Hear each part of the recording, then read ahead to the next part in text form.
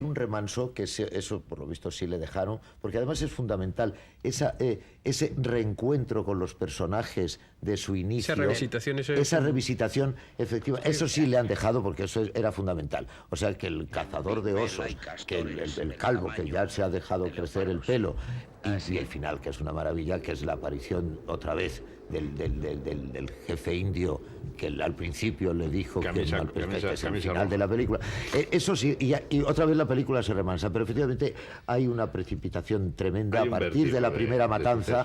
Esos encadenados a los que yo antes me refería, pues realmente pues no... Parece un tráiler. Parece un tráiler, efectivamente. Parece un tráiler que el ritmo propio de la película, ¿no? Es que la película tenía un metraje de más de 2 horas y media, la versión original. Pues hubiera sido, claro, esta es una película que está muy bien, hubiera sido estupenda con ese metraje, ¿no? Imagínate todo el material que habrían rodado y que estaría maravilloso, claro. Fíjate, es un material de primera mano. Una vez que vas allí, fíjate lo que te puedes encontrar, y te encuentras con aludes de nieve, pasos cerrados, todo eso está muy recogido.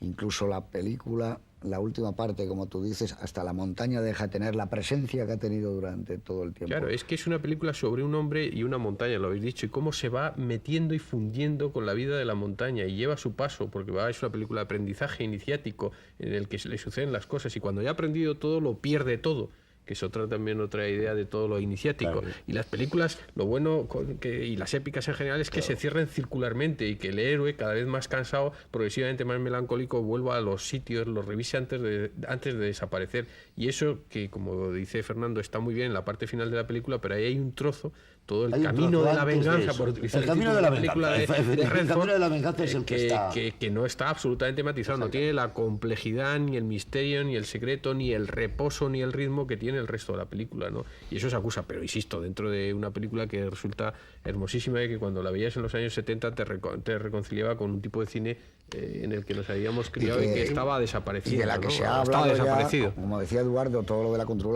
la contracultura se ha hablado y se ha escrito mucho. Por ejemplo, dices, es el equivalente de lo que estaba ocurriendo entonces. Los padres y los hijos estaban incomunicados. En los años 70 los hijos decían, no tengo nada que ver con la cultura de mis padres. El mundo que empieza a surgir de las parejas fallidas, que es el mundo de la incomunicación también. Todo eso está... La ciudad y el campo, claro, la vida de la ciudad y el campo, el ¿no? éxodo de irse fuera de las ciudades para vivir una vida más libre, más pura, lo que tú hablabas.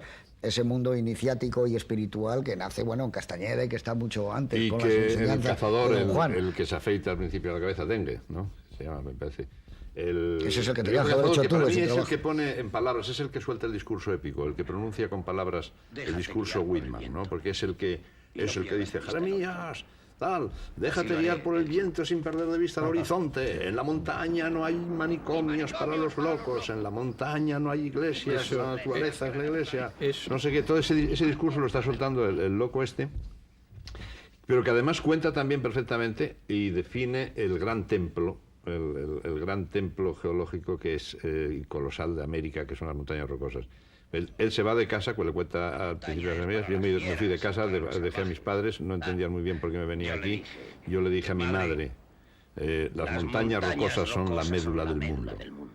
O sea, quiero decir, esa es una definición. Entonces ahí es donde yo veo, por ejemplo, ese antidorado de los otros westerns, ¿no? Porque ahí es la conquista no de lo material, sino de lo espiritual. Claro. Es la médula del mundo. Lo que pasa es que en este aspecto la película es un poco... a mí no me resulta ambigua, y esta ambigüedad de la que voy a hablar me viene dada por una entrevista que leí hace un tiempo de Pollack, me parece que en Positive, donde le preguntaban sobre esta película realmente es una defensa de los valores contraculturales, de los movimientos hippies, o bien es una crítica. Y entonces él se inclinaba por decir, aunque no lo decía de una manera muy explícita, decía, no, yo les he tomado un poco el pelo a los hippies y a los defensores de la contracultura y a los defensores de la vida al aire libre y de todas estas cosas. Lo que pasa es que Pollack, como es una persona al mismo tiempo llena de ironía y de sarcasmo y de sentido del humor, pues no sé si en esa entrevista era sincero o no era sincero. Afirmar, porque a Pollack también se le conoce cuando le ves actuar. no sé, yo creo que la última vez que le he visto me parece que ha sido pues el otro día Allen. que repusieron Maridos y Mujeres. Con Woody Allen. Con Woody Allen. Y hace un personaje realmente de lo más repulsivo y de lo más bestia y de lo más bruto, y incluso su físico, tiene un físico muy... En Tutsi también trabajaba. Tutsi también trabajaba, claro, sí. Es buen actor, además, él, si él dejó esto... No, claro, si él era actor, claro, él dejó esto porque... Es que dirigió, no sé si lo sabéis, supongo que sí, dirigió varios episodios del Fugitivo, trabajó mucho tiempo en televisión, donde le metió un admiradísimo director nuestro, que es Frankenheimer. Entonces, por lo visto, su maestro fue Frankenheimer, que fue quien le metió en televisión y dirigió pues varios episodios del Fugitivo, de La ciudad desnuda, de Atrapa a un ladrón. El buen Frankenheimer, no el de Ronin, ¿eh? No, el Frankenheimer. El Frankenheimer bueno, hizo aquella del candidato, el del miedo, ¿cómo se llamaba? El Manchurian Candidate. Sí, el de Manchurian Candidate. De mayo, Manchurian Candidate. El que hizo 7 días de mayo. Bueno, Alcatraz, bueno, claro. Bueno, ya veremos alguna película de Frankenheimer cualquier día. De Frankenheimer. El mensajero del miedo era. Sí, de Manchurian Candidate se llamaba. Era el nuevo Orson Welles. Hemos dicho 7 días de mayo, esa es otra. Es que ya como los títulos se cruzan. No, pero sí es de Frankenheimer, 7 días de mayo. Sí. En francés, en inglés, en español. Es un complot para que tome la ultraderecha toma el mando. Ahí hay una serie de películas como Tempestad sobre Washington de Preminger, que había un movimiento ahí cuando los años de Kennedy, que todo se movía ahí como si la política acabara contándose indirectamente, ¿no? En la que también está Pollack, y no es por reconducir, Los 3 días del Cóndor, es como una película de Pakula. Claro, se parece a Pakula, efectivamente. Es una película. Pakula es un director con las mismas características de Pollack, porque ha fallecido hace unas semanas, sin el talento de Pollack.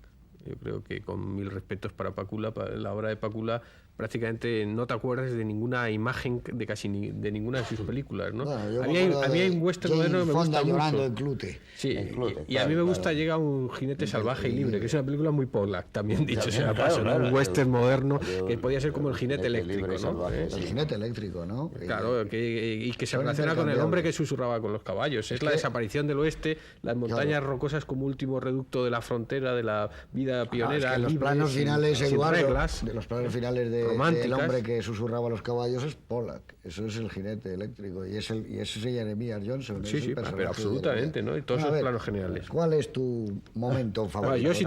Yo si tuviera que escoger una secuencia, escogería la del cementerio Crow, pero yo prefiero escoger otras cosas, porque ya la he citado y me parece que es una secuencia prodigiosa y el centro de la película. Nevando de verdad. Hay veces que está nevando de verdad mientras rueda. El aspecto geográfico y físico de la película es extraordinario, ¿no? Yo escogería dos. Una panorámica sobre el mundo, que es el cine, que es en la conversación final con ese gritón calvo que ha recuperado el pelo. Hay una panorámica de 360 grados alrededor de ellos y de las montañas rocosas que revela esa sintonía, esa armonía con Walt Whitmaniana, con el mundo, absolutamente poética. Es decir, la última mirada sobre el mundo libre antes de que llegue la civilización y acabe con él, ¿no? Esa espina dorsal del mundo, ¿no? Y luego hay un plano que a mí me gusta y me parece que revela el talento de Pollack, porque a veces es un plano sobre Redford, que es el eje, si las montañas rocosas es el eje geográfico físico de la película, Redford es el personaje que ha ido a aprender todo y que va empapándose del mundo, que es el momento en el que está quemando la cabaña y se ven sobre el rostro de Redford las llamas de la cabaña. Es un primer plano lleno de fuerza, de poderío, de vigor poético y de tragedia, porque es el hombre que no tenía nada, que recupera todo y que lo pierde en un momento. Es un plano muy fordiano, de un director poco fordiano, hay que decirlo también, porque tiene otro estilo completamente distinto, pero ese momento de las llamas en las que está ese entierro vikingo, quemando a la mujer que ha querido y al hijo que ha prohijado que no tenía, y quemando el quedarse en un sitio y no moverse, con ese primer plano en Panavisión, magníficamente retratado, creo que tiene la fuerza de un cineasta muy indirecto pero muy poderoso a la hora de sugerir y mostrar las cosas. ¿Y tu momento favorito de la película, Eduardo? Bueno, hay varios, claro, lógicamente hay unos cuantos, pero bueno, hay que elegir uno. A mí me parece que es el inicio, que además también es con el que cierra Pollack el círculo. Es ese momento de iniciación, de entrada en la espesura de las montañas y del bosque de Jeremías al principio, intentando pescar las truchas y metiéndose en ese agua que sabemos que además estaba congelada, y desesperado y empapado y bueno, buscando aquí, y cuando de repente levanta ligeramente la vista, ve al